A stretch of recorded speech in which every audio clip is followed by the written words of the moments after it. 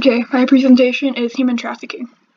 So these are my objectives to talk about. So what is human trafficking? Defined by Blue Campaign, an organization that tries to stop trafficking.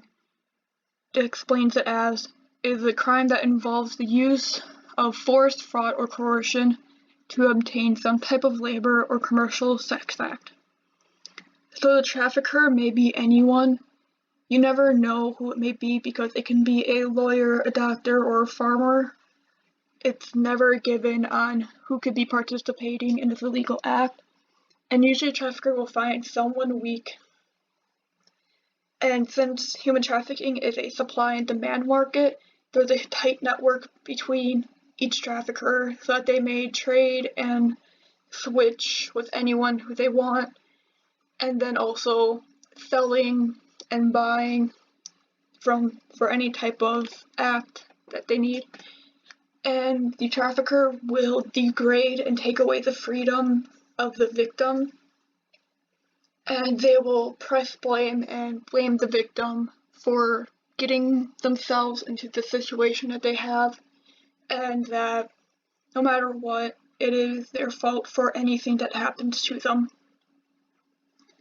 Okay, so why it happens.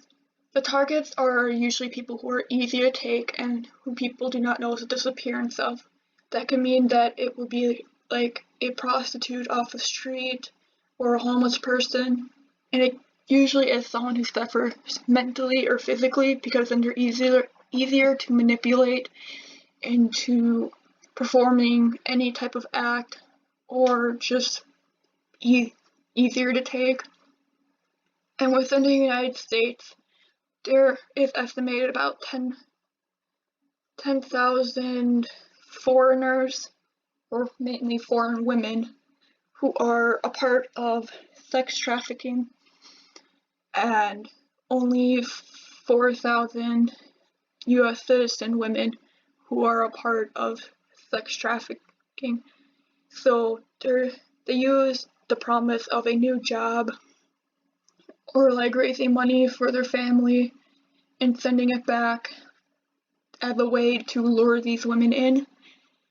And also with gender, it is usually women, or if it is men, it is usually either physically disabled, mentally disabled, or very young boys.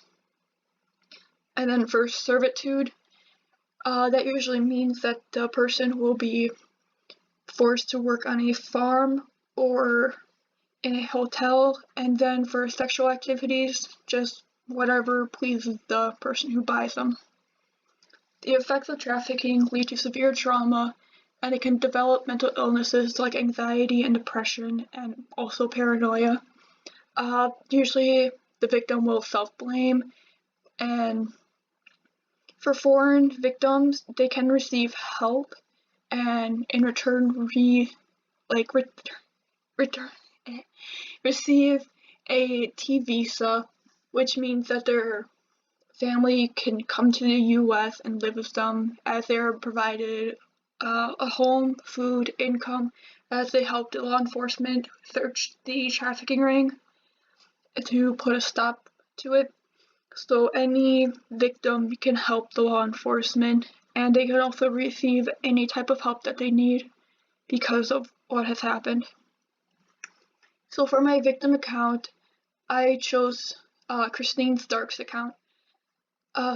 There's a couple of quotes of hers, and she was born into a prostitution ring, so from a very young age she was already abused and raped and forced to do any type of act, and she counted that many days you never knew if you were going to live or not because your pimp essentially could decide or just joke around if they were gonna pull the trigger or not and kill you.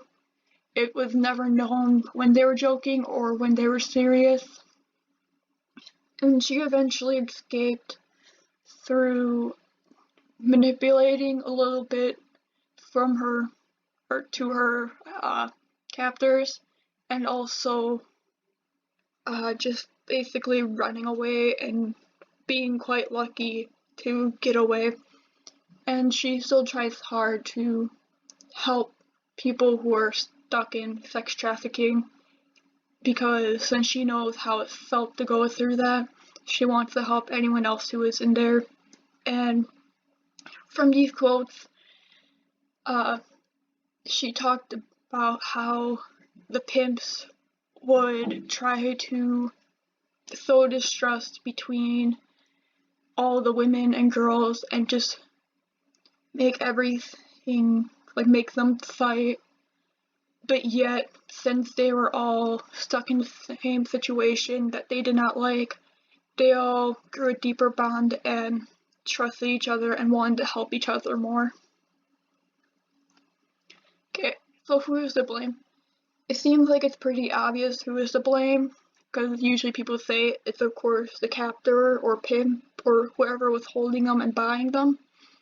But yet, for the victims, they can develop a Stockholm syndrome, or they can self-blame, where they believe that their pimp or trafficker did nothing wrong and that it is all their fault that they did not please them, or that they were at the place at the time where they were abducted.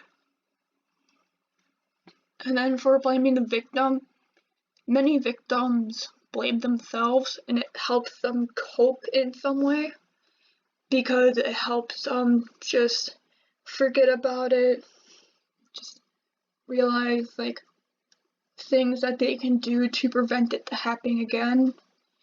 And they just blame themselves regularly. And also, since in the United States there is the idea of karma, so believing that good things happen to good people, bad things happen to bad people, they believe, like, since something bad that they have done in their life has caused this to happen to them, even though everybody sins and no one deserves to be in any type of situation like this. Thank you.